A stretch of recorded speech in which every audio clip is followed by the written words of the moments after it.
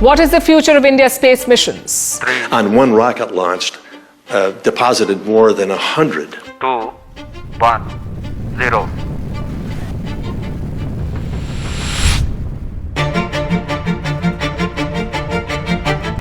You became the first private space company out of India to put a satellite in orbit. And that first company in the world ever to be able to do so in first attempt.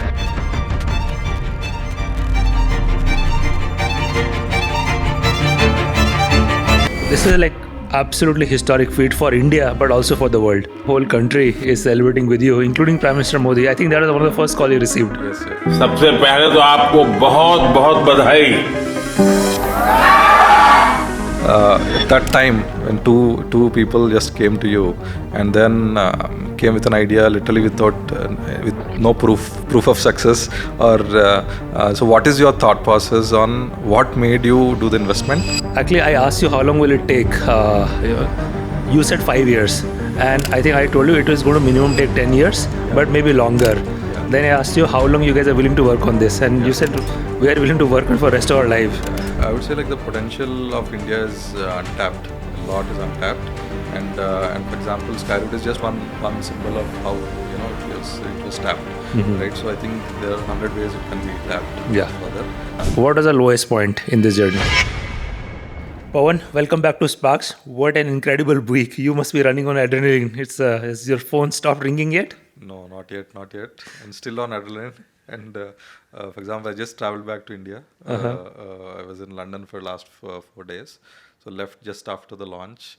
Had some commitments, so just reached back. So still running on adrenaline. I was trying to think of what is the other private company achievement which comes anywhere close to it. Honestly, I'm struggling to put anything else that a private company in India has ever achieved. Yeah. So I mean, I didn't put much thought about it, but I think definitely, this will be one of the very historic milestones. So just to remind, unless somebody is living under stone, I'm sure everyone knows, but just to be doubly sure. Yeah. So just a week ago, last week on Sunday, I think. Saturday, you became the first private space company out of India to put a satellite in orbit. And that first company in the world ever to be able to do so in first attempt. Even SpaceX couldn't do it. It took them third or fourth attempt, something like that. Yeah. Right? It was. This is like absolutely historic feat for India, but also for the world. Yeah, absolutely. Right. So out of words even now. Because I still imagining the launch. It's just stuck with me so much that the launch day.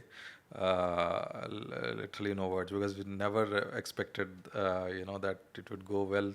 I don't know if you have watched the curve, right? Yeah. It was like just spot on matching. And the trajectory on the television screen, it was just actually, unfortunately I couldn't make it. I had something personal going on, but I watched every minute of it. We missed your presence. But it was fantastic. It's like first launch going pitch perfect. Yeah. And reaching orbit is like phenomenal. So a little bit talk about the team's reaction. Like what was the back room feeling among the team members? I tell you, in fact, team was very excited before the launch also. Because they knew that they've done a fantastic job. Almost every team, they knew that their systems are going to work well. Yeah. And because I was stationed at Sriharikota for almost a month there. I was with the team for almost entire month before the launch. And then I was talking to everybody. I had enough time to spend with people. And then I was asking everybody, how is the confidence on your systems? What are the things? Are we taking care of everything well? People were so confident that it will do well. It will do well.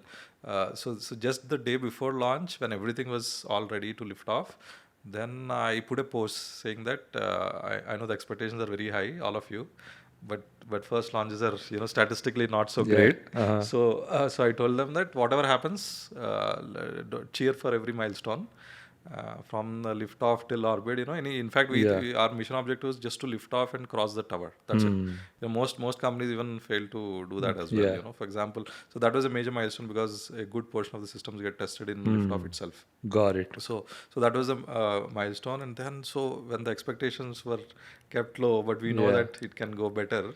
In that feeling, the moment watching the launch is like out of a surreal experience. So has the celebration partying at Skyroot stopped yet or not yet? No, it's continuous. It continues on, and but we are yet to have a success party. We'll have it in the coming days. Yeah, looks, but good thing is the whole country is celebrating with you, including Prime Minister Modi. I think that was one of the first call you received. Yes. What was the conversation? So yeah. So in fact, he called and he congratulated that this is a major milestone, and in fact he watched it live. He was having back-to-back meetings, and as you know, there was a 30 minutes Yeah. slippage in the timeline as well. So he got very busy, but then he watched it live. He was like multitasking. He was watching it. He got interested. He saw everything, and then he immediately called. So that's how it happened, and you can see the excitement in his voice as well. And the ringtone says Vande Mataram. The moment I took the call, his ringtone was Vande Mataram, and he sent a Vande Mataram card. Yeah. To go to space in the rocket. Handwritten? Handwritten by him. Amazing. And just watching when I received the card and watched it, I got goosebumps. Yeah. And then now we're happy that it has reached orbit successfully, and then we started with ringtone, and then he congratulated, and then he was all over. I mean, like all praises to Team Skyroot. And because it's a real good symbolism that what India potential of India, right? Yeah, look, a lot of companies build all kind of products, have successful launch and whatnot. But how many times the Prime Minister of the country calls you to congratulate, and that talks to the fact that how important this milestone is for the country. Yeah. And just to again remind to remind our viewers, you are what, fourth or fifth private company in the world to have the launch capabilities? Yeah, something like that, yeah. Like just handful of companies, low single digits, which is, so it puts you in a very exclusive club. That obviously means great thing for business to come, and we'll talk about that later. Yes. But there is only 2 companies which are launching regularly. There's only 2 companies. 3 now. Yeah. You have second launch coming up. Regularly. Yeah, So that's right. Yeah. So once we get to more launches, hopefully we'll be the third. Yeah. I think it is really that significant. No wonder that it has gotten such a deep emotional response across the country. Yeah. Like people are, while it is Team Skyroot, as well as all the support you have received from the government of India, from ISRO, a lot of people directly involved with it. But I think everyone's almost saying it is their launch. It's like Indian cricket team. Yes, when it means the World Cup, right? Everyone's will the World Cup. Absolutely. So it's like everybody's launch. Yeah. So I didn't expect that actually. So it was like celebrated as a national milestone. Yeah. And it all, I think, stacked up really well, because the first launch, getting successful, and then it's in fact like a cricket match last over, because only 15 minutes, right? So the launch from liftoff to putting a thing into satellite in orbit is just 16 minutes. And we'll slow down. We'll go through that 50-minute in slow motion. Yeah, sure. But let me just take you back to now the beginning. I mean, this is, I'm very fortunate to have been associated with you from day one. Yeah. What do you recall from our conversations 2018, when we first started interacting about this, when Skyroot was just an idea in your and Bharat's head? Yeah, so in fact, like I was very excited to meet you, because I was a user of Myntra's products, so I used to use a lot. So I thought like, founder of Myntra, meeting you itself, I had no expectation. I thought like meeting you itself was great. So in fact, I think after reaching out on LinkedIn, immediately the same weekend you gave time to meet. Yeah. Best So LinkedIn response I've ever done. Yes, just good that you saw the message, responded immediately, and I think there is a great. It is destined to happen probably, because you saw it, and then you like space. Yeah, and it was not in isolation. I was actually, for last few years before that, I was thinking about space and why there is not a space company, and I had a latent desire, but obviously on my own I couldn't have done anything. I was obviously not expecting that you will reach out to LinkedIn, but I am so glad I responded back. Yeah. So that's I think that's a good, a streak of luck or streak of greatness which happened, and then we met on the weekend, and then there was, I don't know whether you remember, it was a clear frequency match. Yeah, that's right. And then I remember, I think half an hour into it, you were on the whiteboard explaining, and correct. we were having a just technical discussion about exactly, Correct. I was trying to really gauge, do you guys really know what you're talking about? You're just claiming you're going to build rockets. Sorry. Yes. So at that time, I was 27 at that time. And then very naive, you would have realized. So, and then we were sketching out what is the plan, what next, etc. And then you really liked the fact, the enthusiasm, etc. And then I think that we it was supposed to be I think few minutes meeting, and then we extended to 45 minutes. Yeah. And then you said, I'm going to invest. and then we were also very excited. We didn't expect. So we didn't expect. So it was. When you and Bharat were going back, like, were you checking, like, is the guy bluffing? Is he serious?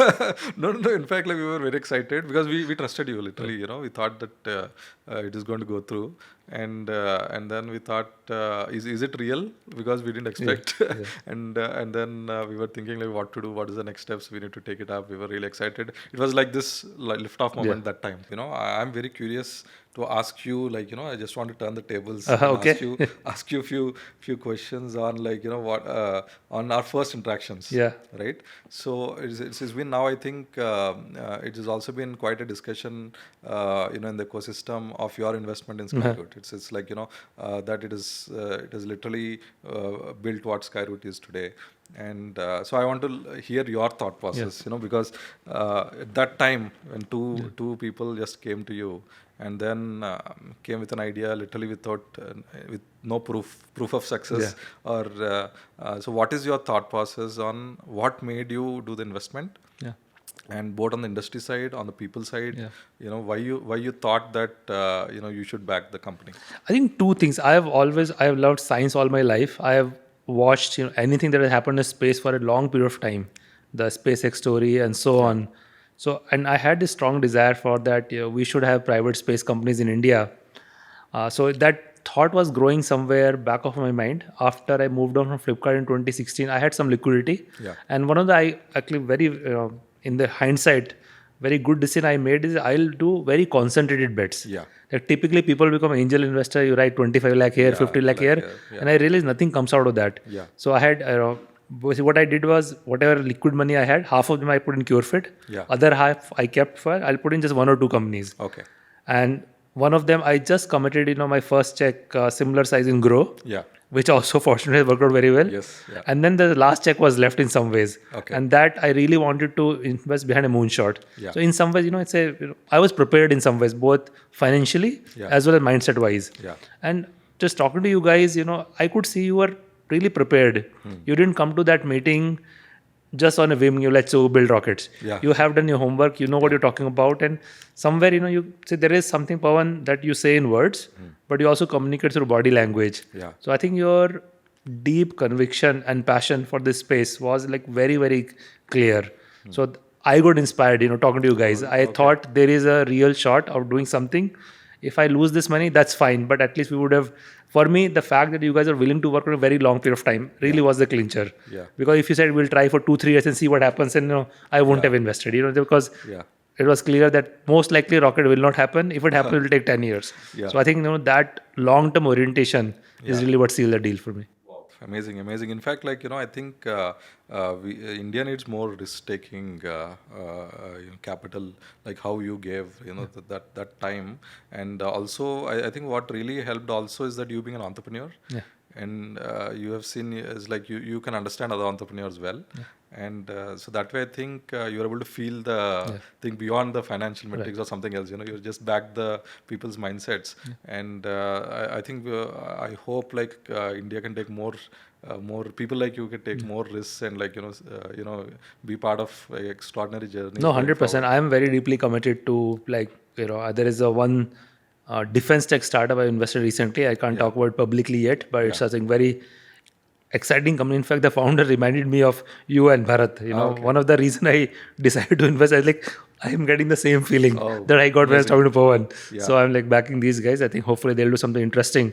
But I think you and I have been also chatting about, maybe doing something more at the ecosystem level. So let's see. I think we discussed many things, but one of the things, actually I asked you how long will it take? You said 5 years. And I think I told you it was going to minimum take 10 years, but maybe longer. Then I asked you how long you guys are willing to work on this. And you said, we are willing to work on for the rest of our life. And my next question is, okay, what do you need to, because you have to financially support yourself. And you said, as long as you have a salary of 50,000 rupees a month. I was like, wow, these guys are like really committed. Is worth backing. And, it's literally a moonshot.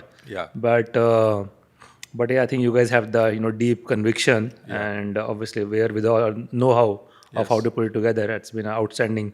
And it's not even 10 years, 8 years, and here you have the actual launch capabilities to put satellite in orbit. I'll not talk too much about the journey, Pawan, but just one there must have been low points. Like today, the whole country is celebrating. Yeah. What was the lowest point in this journey? So lowest point was raising our Series A, and in fact, if you remember, like the first seed capital was almost coming down, and the COVID hit, and then priorities of all investors changed, and we were unable to close the next round. And then I wondered, literally whether we'll survive or not, because the dreams are very high, but and we did good progress. First 2-3 years we've done a really good progress, but then I thought like maybe we'll come to an end, But anyway, I was fairly sure that we will continue the journey. Me and Bharat, we will continue whatever happens. But the team and then like again we have to restart a lot, and then it's going to be a big challenge and something which we never imagined. And that is something because there was absolutely no signal of being able to close the round. Literally at that time. So it was there, and in fact, thanks to you at that time, if you remember, you gave 2 crores additional at that time just to keep the things moving. And then the Series A investor Anil also gave 3 crores or something of that sort. At that time, just to keep that extra leeway until we close the round. And then few months we closed the round, and it is restarted our journey. Right. And look, I think also shout out to some of the early investors who came in. Particularly. I think both Temasek and GIC, because from their part also it was a big bet, because ultimately we needed those tens of millions of dollars to be able to put this together. Yeah, absolutely. In fact, when before GIC came in, there was a lot of skepticism in the industry and in the community, investor community, whether deep tech can raise large capital or growth capital. They thought maybe initial rounds, if you see, it's more like entrepreneurs investing, etc. But then whether the large capital, can they take the risk of a deep tech startup, that too early on when there was no visibility of revenues, etc. Right, so then I think GIC's leap is completely revolutionary in our journey. Like writing a $51 million check, and before even we did the first Vikram launch, even the trial launch, it was actually the round closed 2 months before the launch. Right, that is like a phenomenal thing which happened, and then Temasek followed on after the launch. Right, without these two, I think we would not have that momentum which we needed. Yeah, but rest assured that the GIC and Temasek investors today will be having the best week of their life and looking really good. So they were there. In fact, we have spent a good time after the launch, and they were very, very happy to see the progress, because it's a national milestone and is also global milestone. Now, other thing, we should also acknowledge the progressiveness of the government as well, because this obviously could not have happened if InSpace didn't start. I think in 2021, the whole space was privatized. I didn't realize, Pawan, at the time, but I think 2018, what we were doing was probably illegal or semi-illegal, because we were not allowed to build rockets privately, right, at that time? No. In fact, 2018, we were not allowed to launch rockets. We were allowed to build rockets. So there is some headlines saying that, we are doing illegal things, but... Okay, fair enough. That's good clarification, that's good, right? that, we are not... Okay. We are allowed to design, build, keep the rocket in the backyard, but don't launch. In the backyard, but you can't launch. Right. Because launching is what requires regulatory clarity. And then that way, I think we have done, everything has happened like it's destined to happen for us, So there was no delay because of policy for our launches. There was no delay because of anything, it's just like it just happened on the go. And ISRO has also gone out of their way, right? You are basically using their launch facilities, a lot of guidance from them continuously, a lot of reviews, test facilities, like it's just gone all out to support. Yes, it's like entire wisdom of Indian space sector built has supported this mission, and all the infrastructure built has supported this mission. And from the highest officers, we have all the bullishness that space should become big from India. And then that all work together to make this happen. I really hope, the whole celebration of Skyroot now also translate into a case study to be replicated, because there is no dearth of aspiring young entrepreneurs, and India has a lot of know-how. A lot of it is actually with government. If you like nuclear as a sector, like all the know-how is with government. If the same thing can be replicated and we can unleash dozens or even hundreds of startups, I think that will do wonders for the country. Absolutely. In fact, I would say like the potential of India is untapped. A lot is untapped. And for example, Skyroot is just one symbol of how it was tapped, right? So I think there are 100 ways it can be tapped further. and because time is everything, and the next 10 years is I feel the next coming decades are India's decades, and we should unleash all that potential energy to what I say is kinetic energy. Yeah. That's typically what Skyroot has done. The potential energy of India is converted to kinetic energy. Absolutely, I think that's very well put, and we have incredible potential, and we definitely need all that to convert into kinetic energy if we have to really put India on the same footing with the other major global superpowers, and without really owning our deep tech future and having indigenous technology IP, we cannot get there. So there are plenty of people in India who can do $1 million check. Absolutely. In fact, they already do. It's just that they are putting that money behind very safe, familiar areas, something which can be monetized a year or two. But with that, you can't have deep innovation. If people who are cheering this innovation, who want India to really have breakthrough technology, need to also back. Like it's in this case, me putting 10 crores eventually brought in, 50 million more, 100 million, between Temasek, GIC, other investors. So you can get leverage. It will come over a period of time. So I really hope that a lot of people consider whether someone is building new age engines for aircrafts. Or trying to build GPU alternatives or next generation large language models or whatnot. Most of it will not work. That's the nature of deep tech. But then you have to, when a bet works, it pays off financially, but also huge ecosystem contribution. Absolutely, no doubt. Let's talk a bit about your team.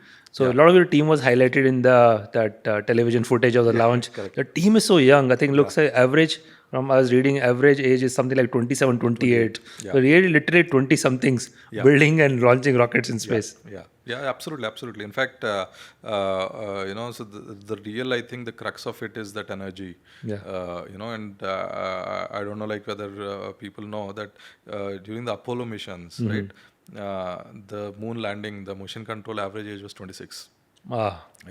So it happened. It's like it happened before. The most historic events in space happened with a very young team. So I think similarly, I think this is what is a great harness of potential, because one of the best thing observed is that people who are fresh. And in fact, 95% of Skyroot team has never worked on anything space before they joined Skyroot. So I think this is a fresh perspective, fresh thinking, fresh problem solving. There is no past baggage. So if people think that everything is possible, anything is possible, right?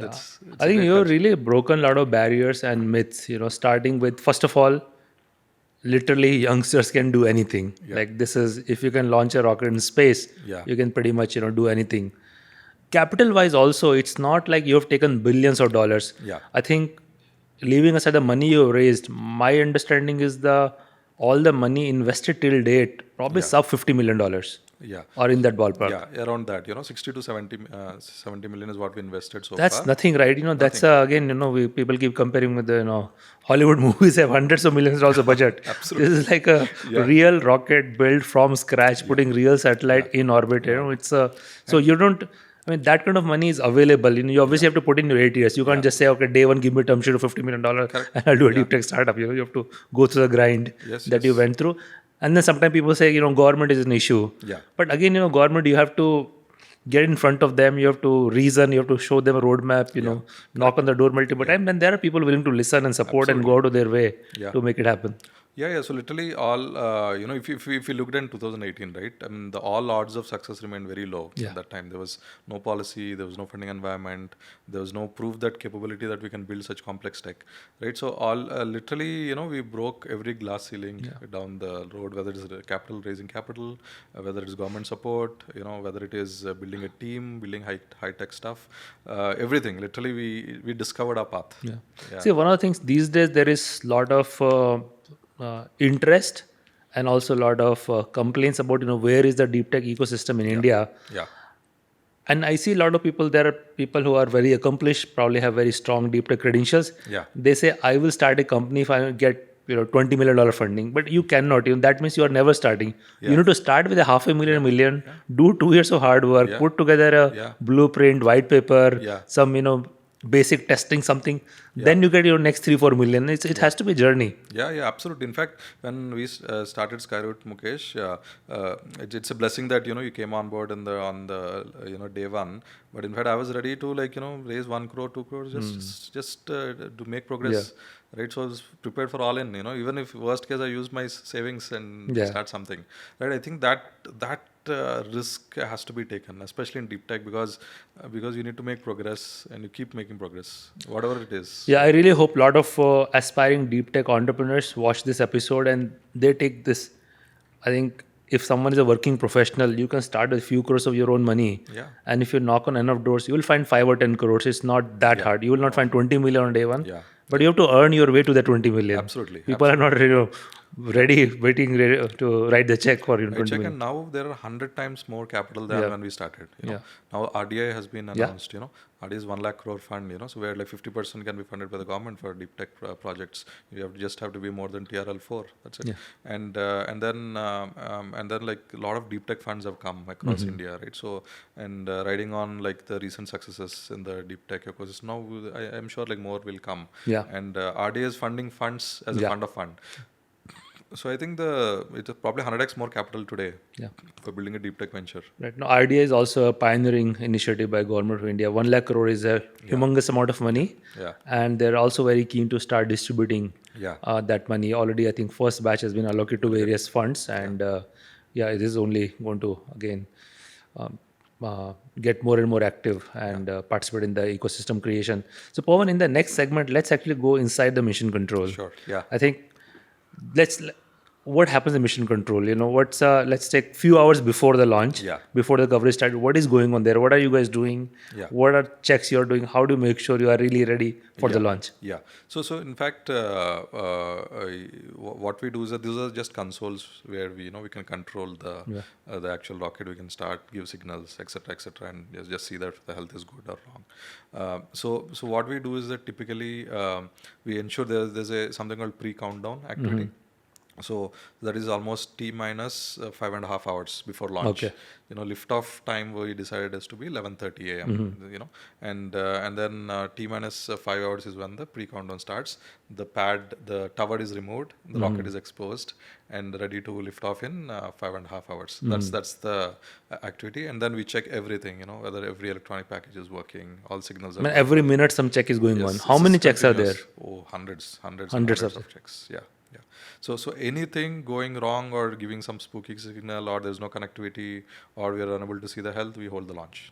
How many components roughly will be there in the whole? So the entire. So I would say like components will be in tens of thousands, several tens of thousands, and over 1,000 independent systems. And that means like every system has multiple components. But independent systems are over 1,000, and they all have to work like clockwork. And work like with each other perfectly. In fact, like the interactions are in milliseconds. Like there are certain sequences which has to happen within milliseconds. Then only that event will. So you and your team are watching all this pre-flight checklist, all data, all the health.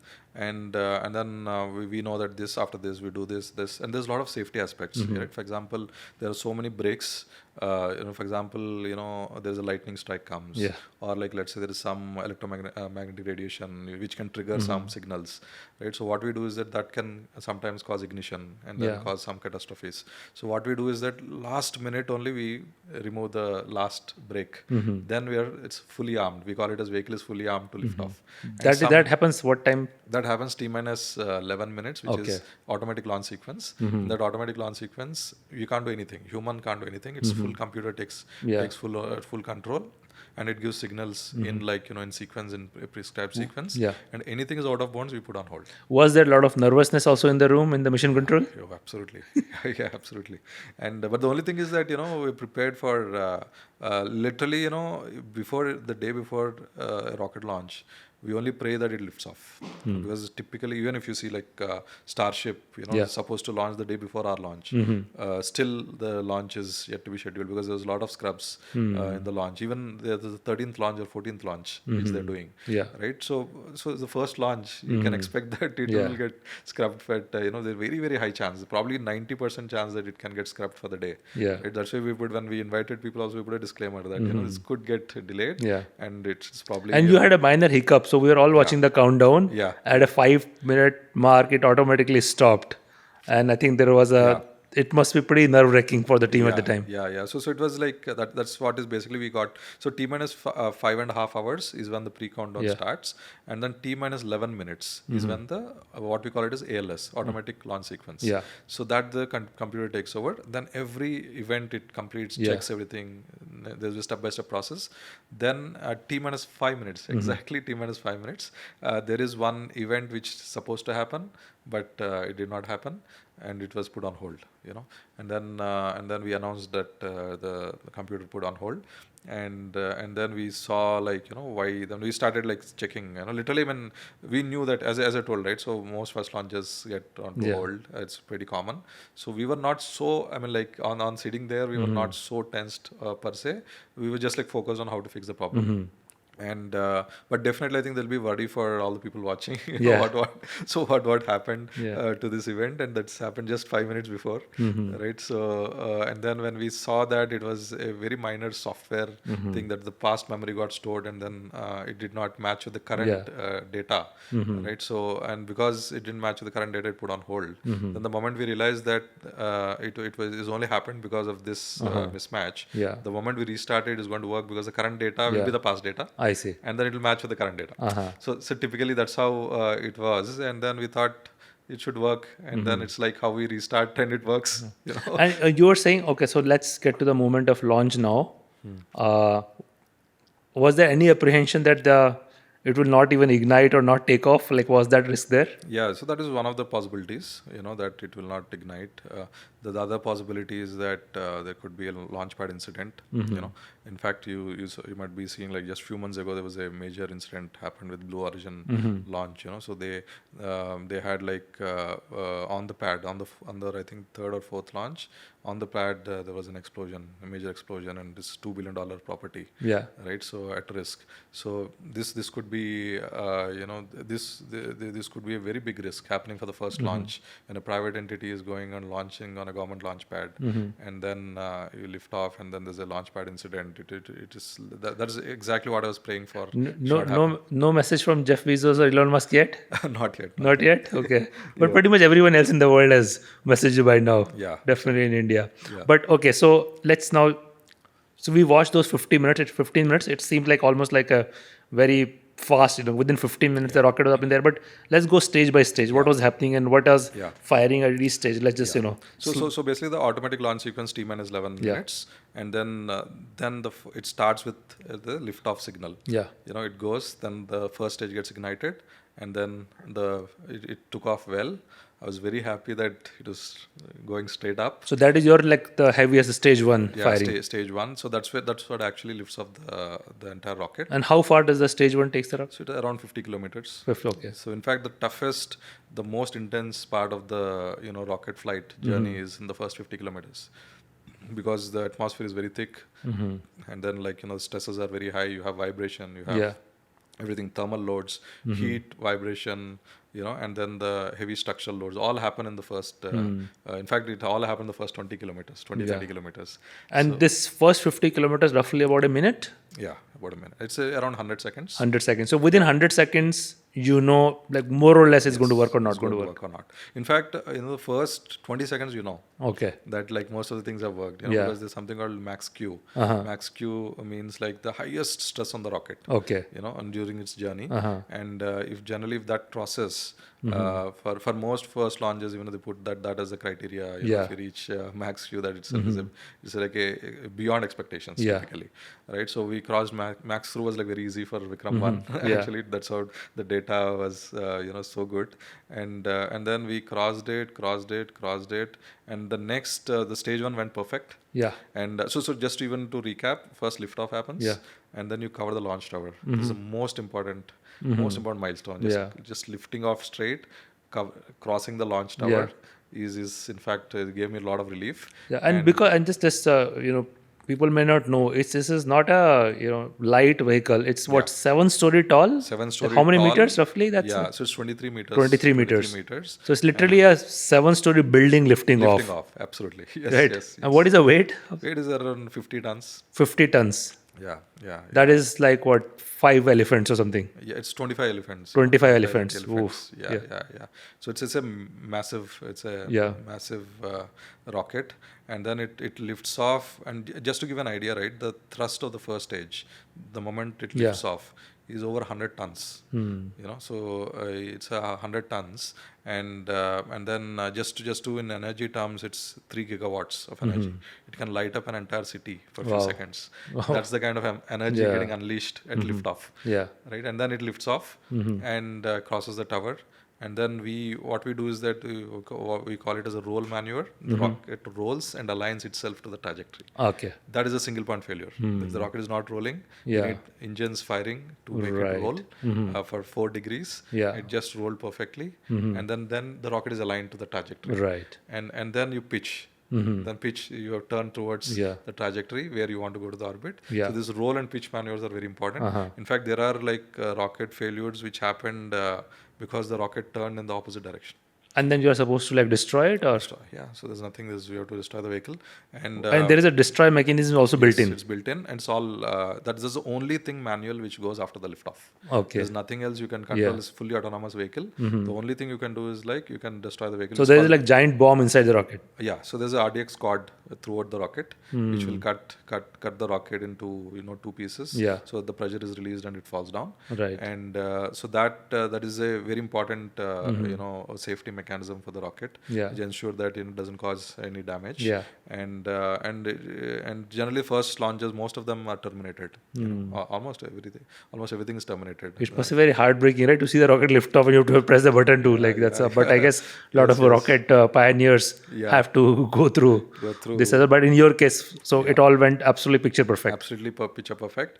And the only thing we couldn't test is the flight termination system, which is a good outcome. Okay, yeah. Which is a great outcome. You can pray that you never have to test never it. Have to test it. Yeah. And that's what. In fact, that's a milestone for a first launch, that you test a flight termination system, because it gets activated in almost all the first launches. And so then we tested, we rolled and we pitched in the right direction. And then there are a couple of launches which failed in the past, internationally, because the rocket went in the wrong direction. Can you imagine a rocket being built? Yeah. And the direction is because of the software issue. It's coded, or the hardware issues. One situation happened where the assembly of the main sensor happened in the night, and the technician assembled it in the opposite direction. Oh God. Yeah. And then the rocket sensed it in the opposite direction and turned in the opposite. They have to destroy. But that's the point. Like this, there are probably thousands of failure points. Thousands of failure points, and in fact, the complexity of a small rocket is that you have to optimize in grams. Because you have to get a payload of few hundred kilograms. Yeah. You have to optimize in grams to be able to get that payload. When you have a bigger rocket, you have the luxury of actually adding more redundancies. You can put multiple electronic packages, multiple systems. If that doesn't work, switches to other. But you have absolutely everything has to work. There's no other go. So that way, I think all systems have to work. There's no go. And everything was working well. So this is let's just keep going slowly. So this is still, have you reached max Q yet, or So it's just like turning, and this just happens after the launch pad crosses. Okay. Then another 10-15 more seconds and it's max Q. Okay. That means the peak aerodynamic pressure, because the rocket is racing. That's about 20 kilometers. Around 10 kilometers. 10 kilometers. Yeah, so around 10 kilometers. And 10 kilometers. And that day was also cloudy. Are clouds an issue? Because the rocket disappeared very quickly in the clouds. Yeah. So that was a cloudy day. And we expected it to be a very sunny day, but it was a lot of rain the day before the launch. And when it was raining, the rocket was soaking in rain, or it was covered? Yeah. No. We do something called rainproofing. The rocket is rainproof. Okay. I mean, even if it launches in a heavy rain, doesn't matter. I see. Okay. Yeah. So we rainproof it because we expect that it can happen. In fact, typically launches happen on islands very close to the shore, where Okay. so cyclonic places, Yeah. and continuous rain generally. Sure. Okay. So, and luckily July is not a rainy season in the launch site. But the day before it launched, when it rained, Yeah. and then typically that also can be a cause of delay, scrubbing the launch. Just it's not convenient to launch. We just hold the launch. Luckily that everything cleared on the morning. Okay. And it was only drizzle, light drizzle, which is good for launch. Yeah. And there was no thunderstorms, nothing. Convenient environment, everything. The nature gave way for the launch. Nice. And then it, like you said, it has disappeared within the clouds. Yeah. And then it was a beautiful launch, I would say. Like within the clouds, you see that Yeah. flame coming. Right. I saw the picture. We yet to release some of the pictures, but I saw some of the fantastic shots. And you had a multiple onboard camera, right? Recording the whole thing? Yeah. We had multiple. We had 7 cameras on board. Nice. 7 cameras on board, internal, external, and 2 on the outside and several on the inside to check the separations and various things. And then we have so many cameras on the ground tracking. You can track up to almost 40-50 kilometers. Oh, nice. Just Oh. because of the clouds, we couldn't track a lot, but generally we can track a lot because of we zoom it and track the cameras. Okay. So that way I think it was tracked well, and it lifted off. Then Max Q crossed, and then Mach 1 crossed. Mach 1 is like Speed of sound. Speed of sound, crossed the speed of sound. And then the rocket raised ahead, and the next big milestone now is everything is stable. Yeah.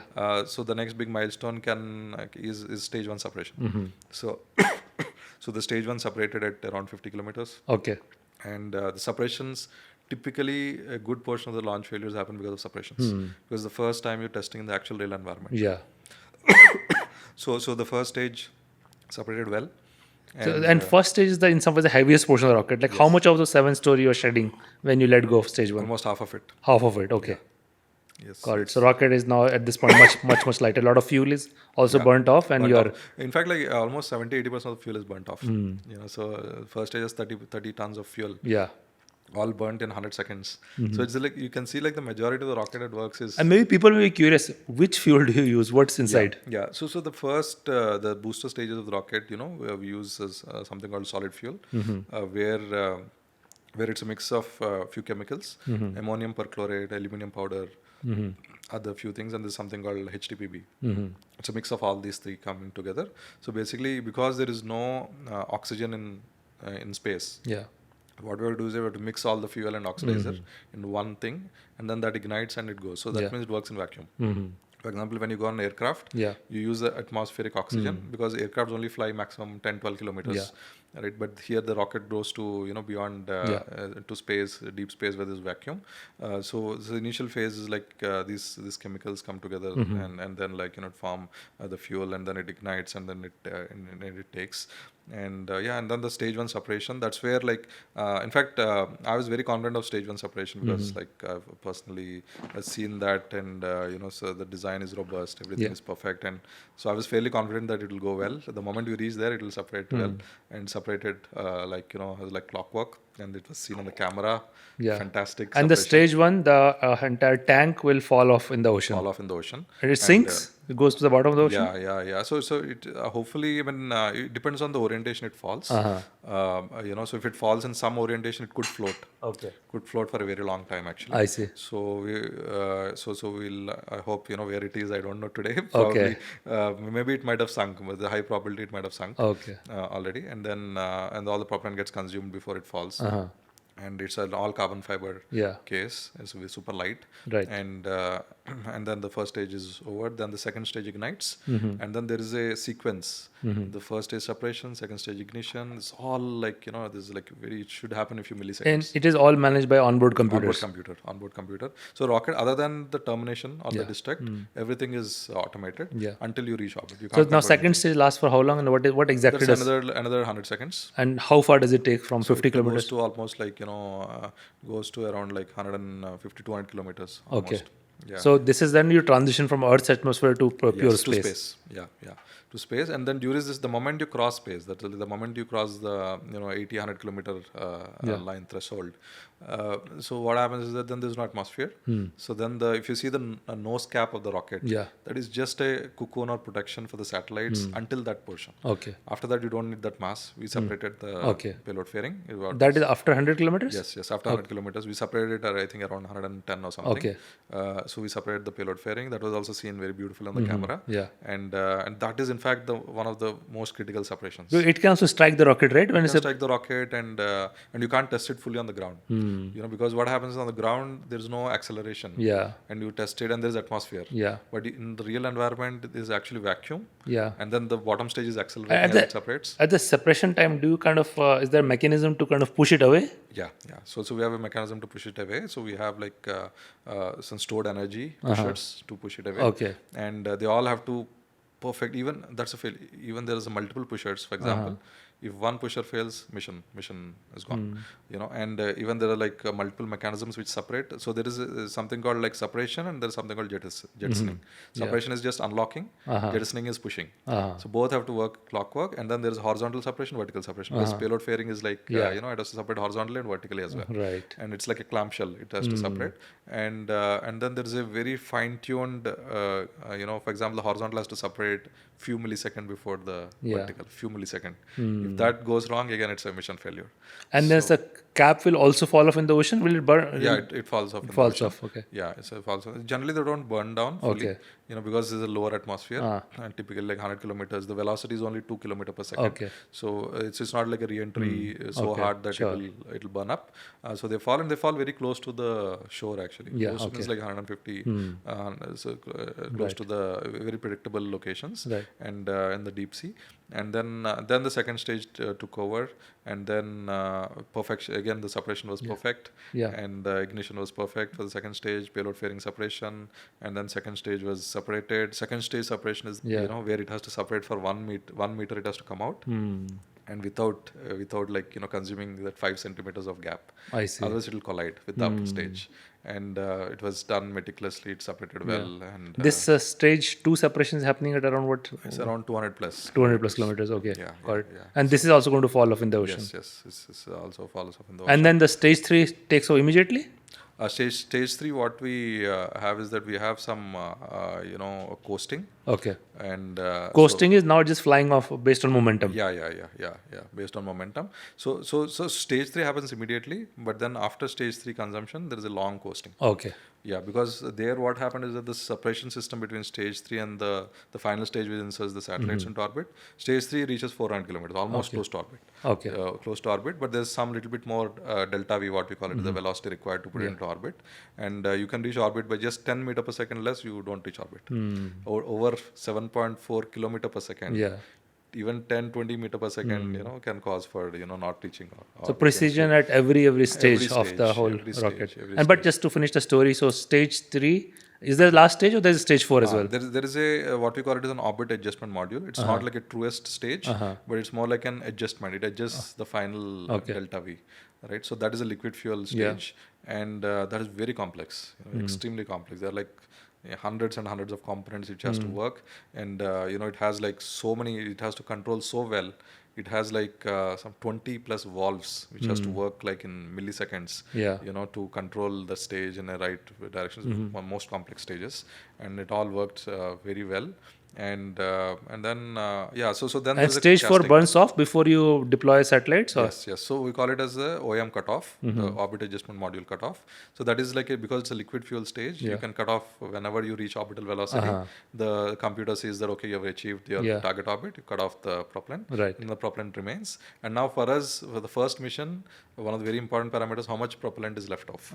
So based on that, we know that how much. But this mission was like clockwork, so it's all predicted as per this. It's all nominal. Yeah. So typically you see the curves, there is an upper bound and the lower Right. bound between which the rocket can perform any time. It's Yeah. good for the flight. Right. But it was exactly spot on nominal.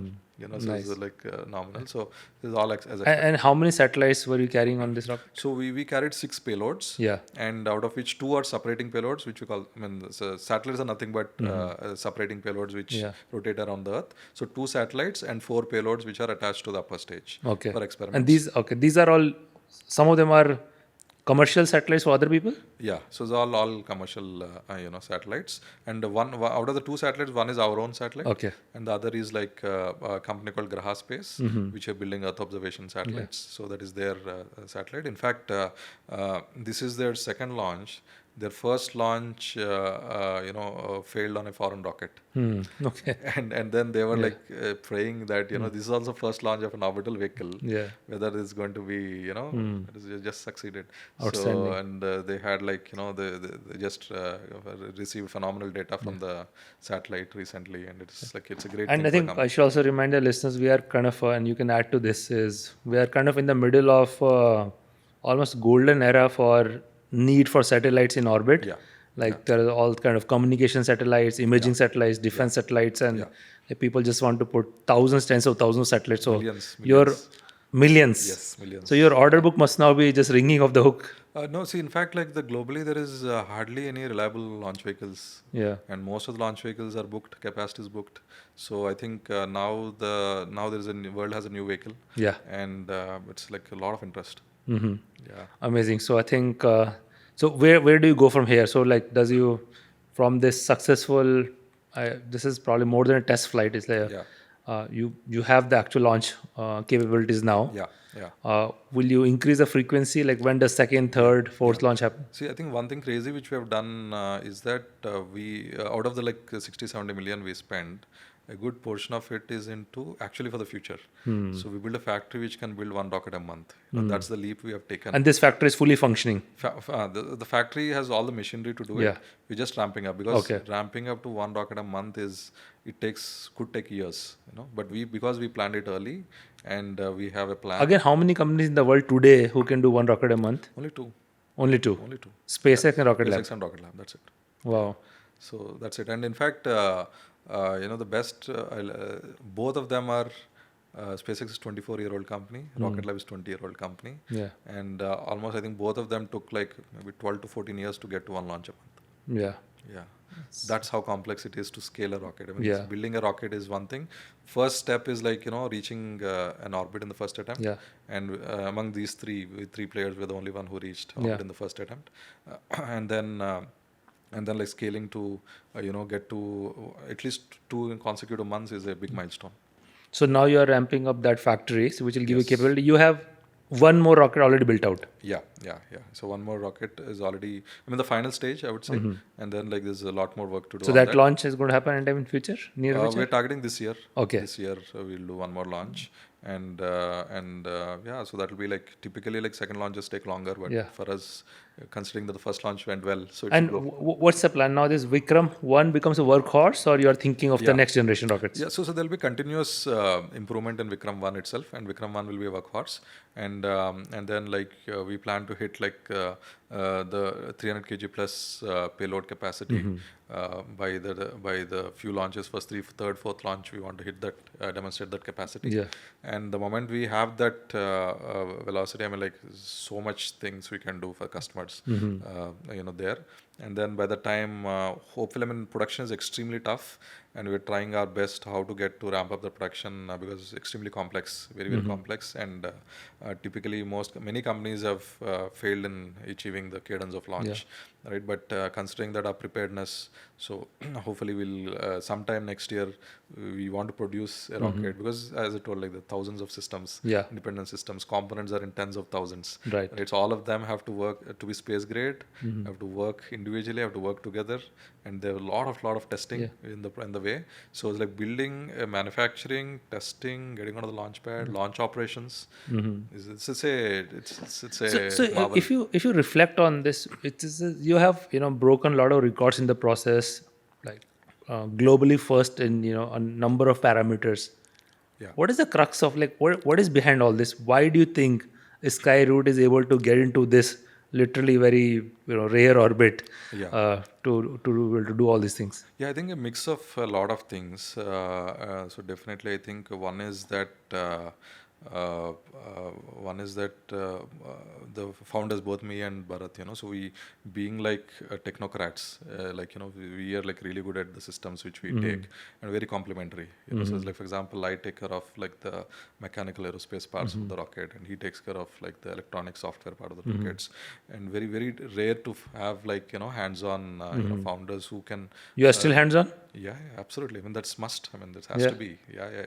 What level of hands-on? Like, give me an actual example of something in the last few months you were involved in designing or implementing. Yeah, so in fact, see, last few months, for example, in one of the ground tests, one of our propulsion system failed, and literally we were like at our best, I would say, after that happened, literally, because we didn't expect. The launch was supposed to happen a few months after that. We had a failure in the ground test, and then and literally, and that failure happened so bad that the engine did not even start, because it happened even before, because of the small component failure, which was more probabilistic in nature. That means in the ground testing it has not come, and in the actual test it has happened. It is pure probabilistic. It is just literally 5 micrometers movement of one of the components extra than what is required has caused a failure in a component which is not even made the whole test fail. So then, like, figuring it out why it happened, fixing the problem. And in fact, I put a goal to our team that typically to come out of such a failure, it would take a year, easily a year. Sometimes it could take 2 years, And then I said, like, in 15 days, we have to get back to the test bed. We just and you were in the lab, literally. I was in the lab. I saw the whole fire right before my eyes. It was like scarring. It was a scarring event, and literally people who worked like years on it, they got depressed. The team got depressed, and I told them, no, this is the time we have to come to get back to work.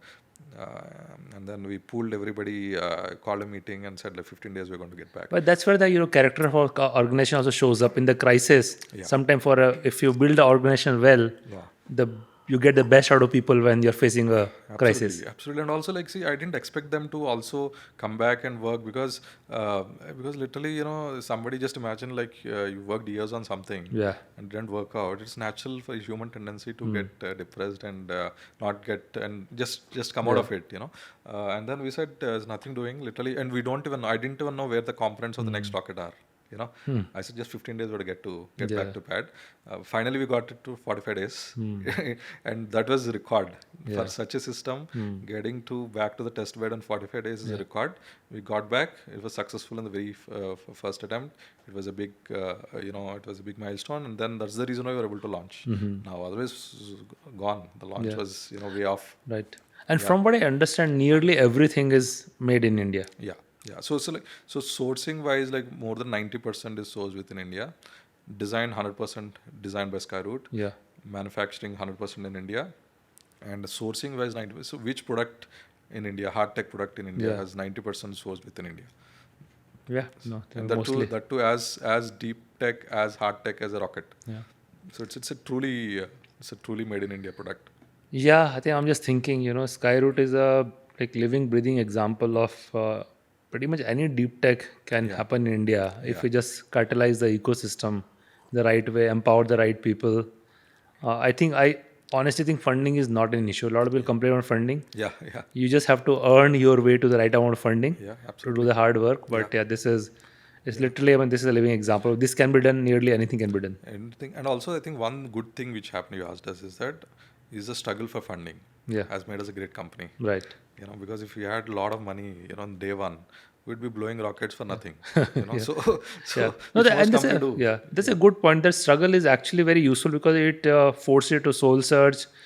People ask you very hard questions. You have to go back, do your homework, you iterate. So that part of, it's not in the fact that, I don't know, at least 100 investors must have said no to you. Oh, several hundreds. Several hundred, right? Yeah. But there is a, learning is in that experience also. It's not like hoping I just talk to 5 people and I get my check. It's just almost wrong. You don't want that check. Yes, yes. In fact, like until GIC came in, Mukesh, like 50% of our time, the founders' time, went into fundraising. Can you just imagine for 4 years of the company, Yeah. 50% of founders' bandwidth is going to fundraising is like of a rocket company where you have to be hands-on, right? So Yeah. Now, all the people who are today, watching and cheering Skyroot's success and hoping, to emulate something like this should also be prepared to receive few hundred no's and without, there is this definition of success, right? Success is going from failure to failure without loss of enthusiasm. yes, This is yes, exactly what it is, right? Yeah, It doesn't matter how many people are saying no. You are clear in your head, you are committed. Yes. And then sooner or later you start catching the right breaks as well. Yeah. Um, what's next in terms of how we are just once the dust settles down, Yeah. how will you think about company? Yeah. See, for me, like the dust settled down the same day. Yeah.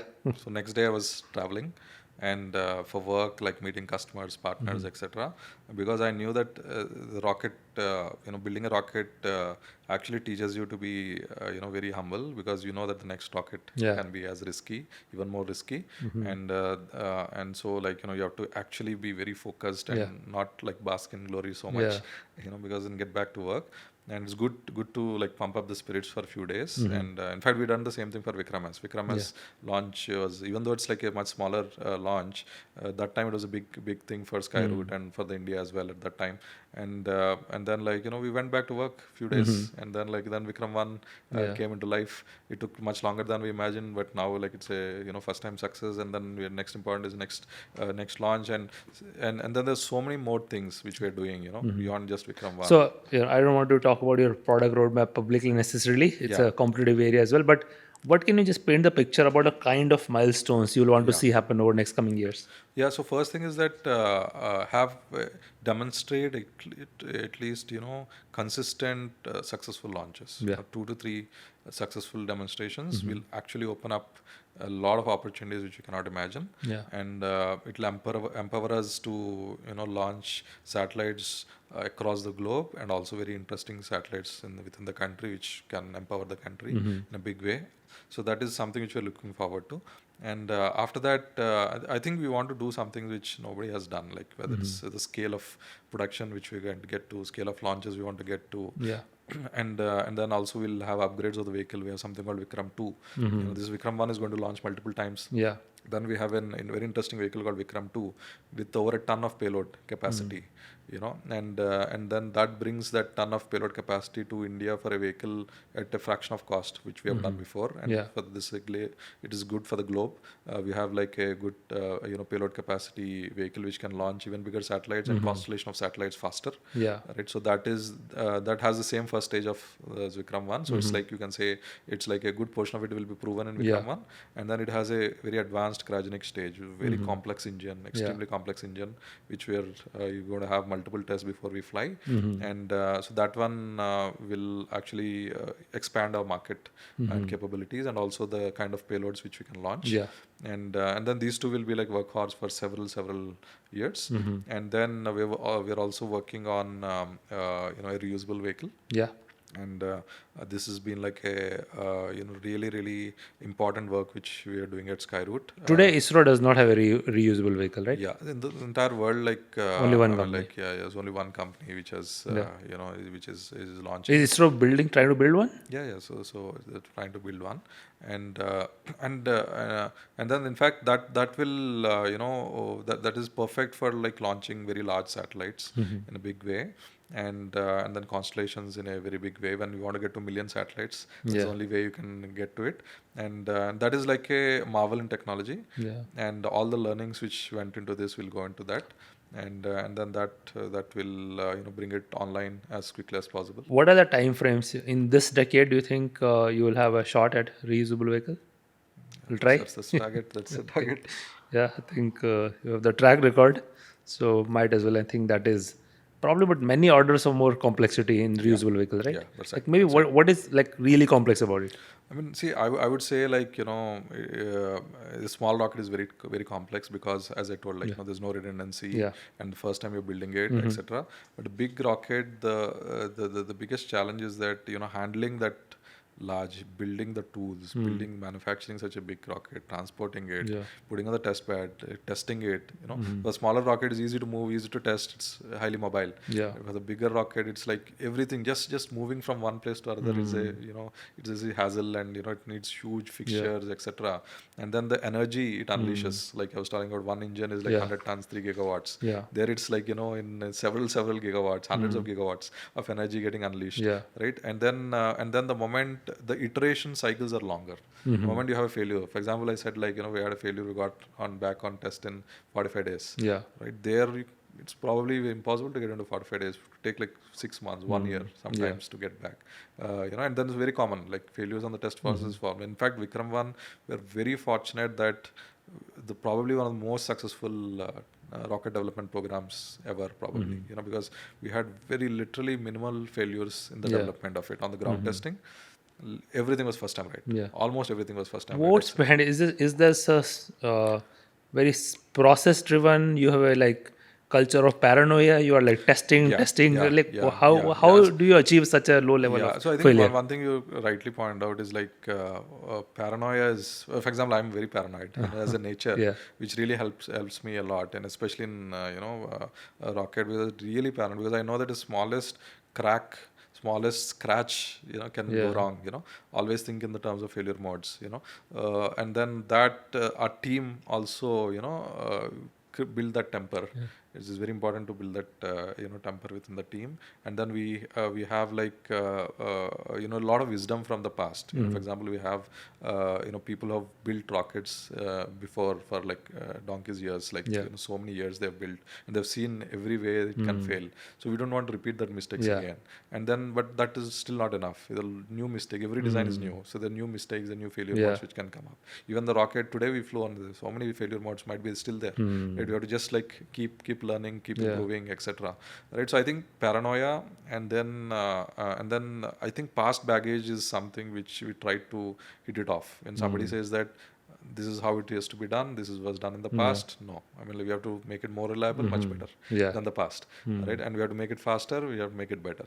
So I think that mindset also really helped. That I think we've designed very reliable systems from design. Reliability comes from design till manufacturing to testing, right? So reliability is not just in the launch, because it's 4 year back how you designed that system. The 1,000 systems, 4 year back you started the design, how you designed, what is the thought process in design which went into that component. So that shows up. For example, even if you see,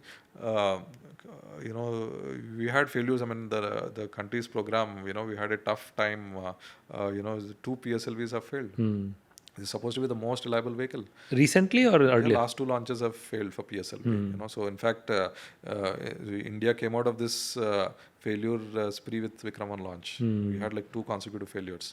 In fact, it was very depressing, for the space program, to have one of the most workhorse vehicle to get grounded until the next launch is a very tough phase for us. And then it is the thing which has never failed, has failed, and to understand failure itself took several months. So PSLV has never failed in the past. Yeah, so it had the first launch failed, and then there is 37th or 39th launch failed. I was at ISRO at that time. The fairing did not separate. The cocoon which I was talking about, which protects the satellite, that did not separate. And those are the 2 failures over 60 missions.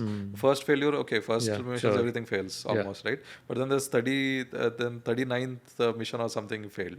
Right? That is okay. And then like 60, 61 and 62 failed. And consecutive failures is like it's literally, in fact, that has helped us in the process of the last few months. We were more cautious with Vikram 1 because we didn't want to do anything. So we tested, retested, ensured ourselves. In fact, all the failures which have happened in the last 6 months have helped Vikram 1's journey. Whether it is like PSLV failures, whether it is Blue Origin failures, we just got more cautious. I got more paranoid.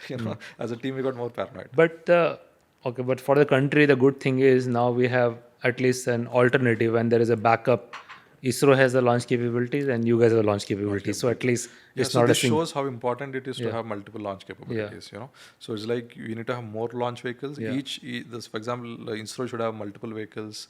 Where like if one launch vehicle gets grounded, there are other vehicles which take up the baton. And for example, I think LVM3 is India's I think the future vehicle, right? Where all launches were successful so far, and it was like a phenomenal journey. And then now PSLV is in this thing, but they'll get back to the launch pad. I'm sure it'll next launch a very high probability of success. And then now we have Vikram 1 coming in, just coming in, and then we'll hopefully have more launches next year. So that way, I think multiple entities being able to operate multiple vehicles will actually put us in a very good condition. And you are not only a rocket company, you have also built this whole satellite business. You are able to manufacture satellites from scratch. Yeah, that's right. See, Pawan, Skyroot is obviously a phenomenal company with what you have achieved already, but you are also been able to spawn many other deep tech startups. At least many I have personally interacted with, people who work with you, got trained there, and some of them are starting to get decent traction as well. Yeah, that's right. So actually, if you see, we're building an ecosystem, I would say. Some of our people, literally the thought process of building a deep tech company is similar. It's rigorous engineering with bold steps taking, doing things which people imagine that it cannot be done, but ideally engineers know it can be done. So that's where and this process, so many startups coming up right now. And hopefully, a good portion of them, will do significant work. Some of them will become very successful, and that opens it. But alarmingly less for India. India at the phase we are today is so much potential energy. I think the number of entrepreneurs are, not enough. I'm not very happy with how it's getting. Probably now the momentum is building up, which is very good. But I think is probably 10x more is what India requires now. Yeah, I think fundamentally, this is, you went through that. It took you 8 years since the start to finally have a product that you can monetize. Yeah. The whole VC ecosystem is too hung up on monetization in 1 or 2 years. Yeah. But you can't say build a rocket and launch in 2 years, or build a GPU chip and show me revenue in 3 years. Can't happen. So I think that patience capital, where monetization can take 5 to 10 years, you are building lot of IP, lot of iterations, etc. Right? So that's, I think something is still holding back, both from mindset, risk appetite, and just that whole patience, and also this love for science. You can't do deep tech unless you really like engineering, science, you understand. You have to be really geek out on this thing and get a lot of joy from that, and not from valuations and the money you are raising. Yes, absolutely right. And also I think now it should not be like financial engineering anymore, the funding ecosystem. It should be more like technical engineering. The real engineering, what engineering was always supposed to be. Yes, real engineering will have phenomenal financial engineering outcomes. Eventually, yes. So that is what I think that narrative has to change. I hope the Skyroot journey opens up more capital to more people, because like I mentioned, very few investors thought that we can raise deep long-term capital for the company, and we did it, and it's just the beginning phase now. There's so much more growth to happen. What are some of the areas that on top of your mind where you think we have the opportunity, or we should try to build a whole deep tech ecosystem? What are the possibilities? Yeah. So one is definitely space, because India has a huge advantage for space, because the ecosystem which ISRO has built for the last 60 years, you can literally build some of the best global companies from India for in space for sure. And would you want more rocket companies to come up? It's welcome, So competition is always welcome. It makes the ecosystem better, and then in fact, India has very less rocket companies. So the US has so many, China has quite a lot. Just that only 2 companies are succeeded and doing regularly. But it's important to have more companies, working on it. But it's a long journey, right? So luckily, we had that. We had an early start, and then so it keeps things keep evolving. So definitely, I think more and more activity in space, and but rocket, I think there's very limited people, which can make it really, because we've seen the grind and the journey, and you need that time to. And when we make say it happen. space does not mean rocket only. There are so many So many possibilities. things. So satellite itself, there can be like maybe 50 types of Yeah. satellites people can build. Each one can be a business of its Yeah. own. Very large successful business of its own. Right, cracking that code. Yeah. Now that launch becomes more available with time. Assuming with gets more available with time, you can unlock new opportunities in the satellite. Then downstream, like for example, you can use the data to do like new things which are not done before. Right. So I think it's an open platform to do. So space is one. Then definitely aviation is the other thing. It's again an even longer journey because especially when you have humans involved, Yeah. right? And so that is one. Defense is a big area. India needs a big push in defense. Atmanirbhar India is is such a country like India. We should being like the best in defense, right? So and we can't you can't keep importing billions of dollars worth of high tech products, and that's I think if you can build and launch a rocket to orbit, you can build like the best defense ecosystems in the world. I mean, for sure, and that is something I think there's a huge gap which needs to be filled, and that is a great opportunity. And nuclear, the government has opened up nuclear to private sector just recently, and there's like both fusion. So I think so fusion requires like a real fundamental tech and engineering to unleash, and it's going to be a long game. I think Indian companies should take that leap, and the fusion is one. Fission is now open, and also the constraints of India. India has large thorium reserves and less uranium reserves, right? So any tech which can unlock the potential of India is what is required for us in nuclear, because we need like more and more sustainable energy going forward. Then there's robotics. Robotics is, I believe that robotics is Industrial, home, both? Both. So see, now with the kind of pace which AI is pushing, the moment now the brain is there, you need that body. So that way I think robotics will be define the future, and we need more from India. And so that is robotics is one. Then so these are I think some biotech. So biotech is we should build our own vaccines, drugs, and many people I keep meeting, they say even that is like rocket science. You spend like hundreds of millions of dollars to develop one drug which can change the future.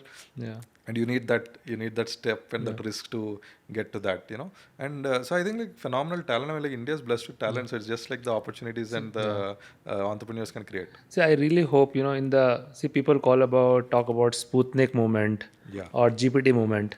I hope this will be remembered as a Skyroot moment, where it gives lot of belief to a lot of people and really unleashes the entire entrepreneurial creativity as well as passion for deep tech. I think we have a historically very deep culture of science. We've had many Nobel Prize winners in the country. A lot of luminaries. In fact, after independence, so many towering figures. Some of them you have taken inspiration from and named your rockets after them and so on. But I think that is really waiting to unleash. And I think what Skyroot has really shown what's possible. 8 years is not a very long period of time. And this is all whatever if you can build a rocket. Successful rocket 8 years, you can almost build anything in the time frame. Absolutely. So I really hope this is beyond celebration. This is really seen as a movement of self-belief and unleashes the entrepreneurial creativity. But Pawan, I think this is a historic milestone. Once again, congratulations to you and your team. I have immensely enjoyed being part of the journey literally from day one, and it has been a great working with you, seeing you grow, and this so much more to come. I think now Skyroot is very well established to be like a really pioneering company. Literally, in your case, sky is probably not even the limit. Thanks, Mukesh. I think this is really very satisfying journey, and really fortunate to have you part of the journey. And then this is just the beginning of, I would say, like it's just beginning of the journey. And then the first 8 years are like, I always tell our team it's just warm up.